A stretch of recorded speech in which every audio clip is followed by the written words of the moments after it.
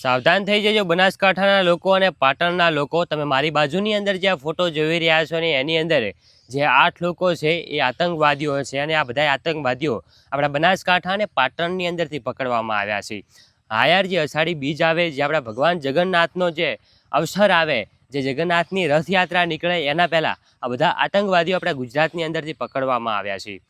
તો કેમ છો યાર, ફરી એક વખત સ્વાગત છે તમારા બધાનું આજના આ નવા વિડીયોની અંદર।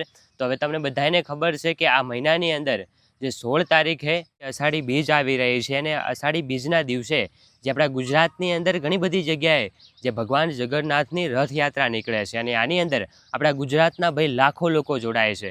પરંતુ જે રથયાત્રા આવે એના જ પહેલાં એક ખૂબ જ મોટા સમાચાર આપણને મળી રહ્યા છે અત્યારે, જે આપણા બનાસકાંઠા જિલ્લાના પાલનપુરની અંદરથી જે આ 3 આતંકવાદીઓ પકડવામાં આવ્યા છે અને જે પાટણના સિદ્ધપુરની અંદરથી જે 3 આતંકવાદીઓ પકડવામાં આવ્યા છે। એક આતંકવાદી જે નવસારીની અંદરથી પકડવામાં આવ્યો છે અને એક મધ્યપ્રદેશની અંદરથી પકડવામાં આવ્યો છે। આમ કુલ જે 8 આતંકવાદીઓ પકડાયા છે। જે બાજુની અંદર તમે ફોટો જોઈ રહ્યા છો, જે એટીએસ ટીમ દ્વારા પકડવામાં આવ્યા છે, એમને ઝડપી પાડી અને અત્યારે એમની ઉપર જે કાર્યવાહી થઈ રહી છે, બધી પૂછપરછ થઈ રહી છે કે તમે શા માટે અમારા ગુજરાતની અંદર આવ્યા હતા, તમે કયા પ્લાનથી આવ્યા હતા, લોકોને કેવી રીતે નુકસાન પહોંચાડવાના હતા, અને એ બધી પૂછપરછ એમની ચાલુ છે। આગળ જે પણ માહિતી મળતી રહેશે એ સૌથી પહેલાં તમને એ ચેનલના માધ્યમથી આપતો રહીશ। તો ખાસ કરીને આપણી આ યુટ્યુબ ચેનલને સબસ્ક્રાઈબ કરી દેજો અને ખાસ કરીને જેટલા પણ લોકો ભગવાન જગન્નાથના રથયાત્રાની અંદર જોડાવાના છે એ બધાને ખાસ સૂચના છે કે તમે જે પણ જગ્યાએ તમને શંકાસ્પદ લાગે, એવું લાગે કે આ લોકો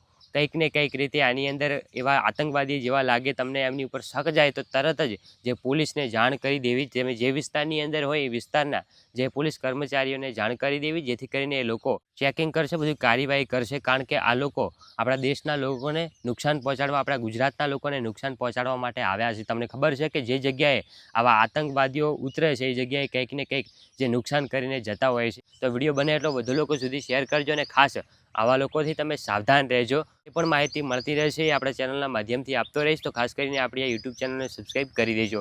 મળીશું એક નવા વિડીયો સાથે, ત્યાં સુધી બધાને જય માતાજી।